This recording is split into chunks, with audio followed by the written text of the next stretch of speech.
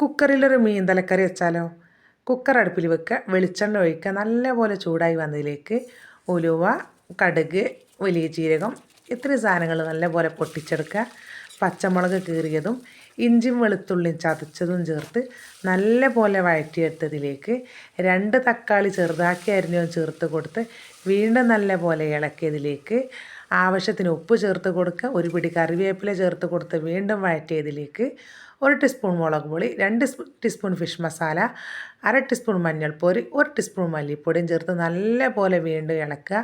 അതിലേക്ക് 2 നെല്ലിക്ക വലുപ്പത്തിലുള്ള പുളി നല്ലപോലെ കുതിർത്ത് പിഴിഞ്ഞ് ചേർത്ത് കൊടുത്ത് വെട്ടിത്തിളക്കണ സമയത്ത് കഴുകി വൃത്തിയാക്കി വെച്ച മീൻതലയും അതിൻ്റെ 2 വാലിൻ്റെ പീസും ചേർത്ത് കൊടുത്ത് നല്ലപോലെ സെറ്റാക്കി കുക്കറിൽ ഒരു വിസിൽ അടുപ്പിച്ചെടുക്കുക. കുക്കറിൻ്റെ എയർ കളഞ്ഞതിന് ശേഷം അടപ്പ് തുറന്ന് അരിഞ്ഞു വെച്ച മല്ലിയിലയും ചേർത്ത് ഒന്ന് ഇളക്കിയാൽ അടിപൊളി തലക്കറി റെഡി.